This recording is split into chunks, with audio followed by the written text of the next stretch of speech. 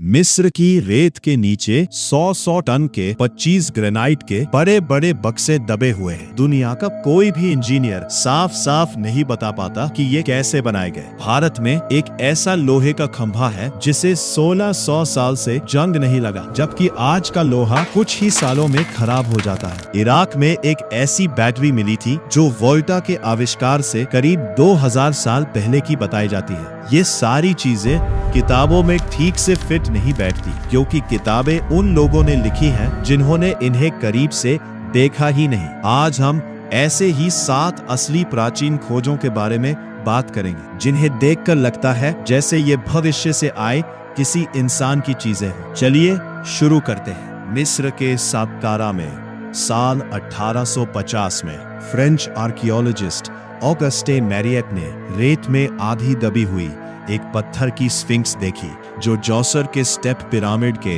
उत्तर पश्चिम में थी। जब उन्होंने वहां खुदाई शुरू की तो उन्हें ऐसी कई स्फिंक्स की एक पूरी लाइन मिली। तब उन्हें समझ आया कि ये सब एक अंडरग्राउंड स्ट्रक्चर के एंट्रेंस तक जाती है। जब उनकी टीम किसी तरह अंदर पहुंची तो उन्हें रास्ता खोलने के लिए डायनामाइट का इस्तेमाल करना पड़ा, क्योंकि सारे रास्ते पूरी तरह से बंद सील थे। अंदर पत्थर की दीवारों के पीछे एक भूल भुलैया जैसी जगह थी, जिसमें लंबे लंबे टनल थे जो सीधे चूना पत्थर लाइमस्टोन की चट्टानों को काटकर बनाए गए थे। सबसे बड़े हिस्से में गलियारे के दोनों तरफ 25 बहुत बड़े बड़े बॉक्स रखे थे, जो काले और गुलाबी ग्रेनाइट से बने थे। हर बॉक्स करीब 4 मीटर लंबा, 2.2 मीटर चौड़ा और 3.2 मीटर ऊंचा था। सिर्फ उसका ढक्कन ही करीब 30 टन का था और पूरे बॉक्स का वजन लगभग 100 टन के आसपास था। मतलब ये एक पूरी तरह भरी हुई रेलगाड़ी के डिब्बे जितना भारी था।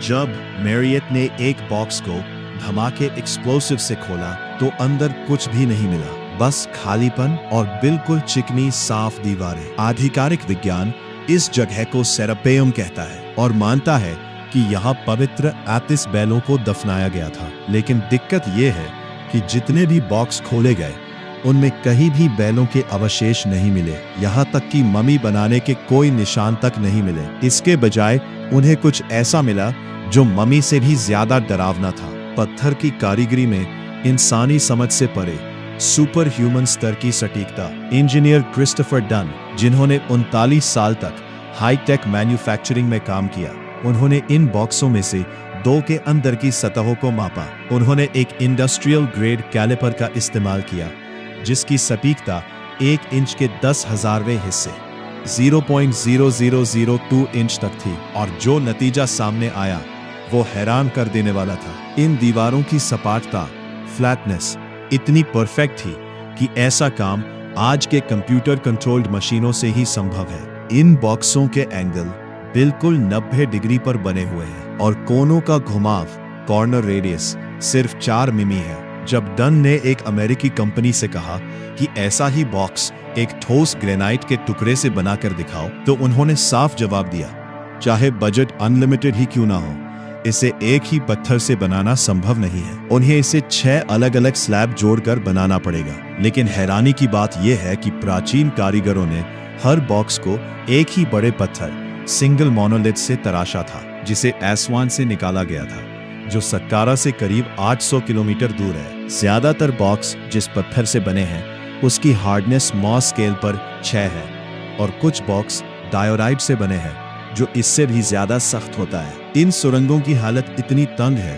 कि अंदर 2 लोग मुश्किल से एक दूसरे के पास से निकल पाते हैं। अब सबसे बड़ा सवाल, विज्ञान आज तक चुप है कि आखिर इतने भारी सैकड़ों टन पत्थरों को इन संकरी सुरंगों में 90 डिग्री के मोड़ों से घुमाकर सिर्फ 40 सेंटीमीटर की जगह क्लियरेंस में ऐसी सटीकता से कैसे फिट किया गया होगा।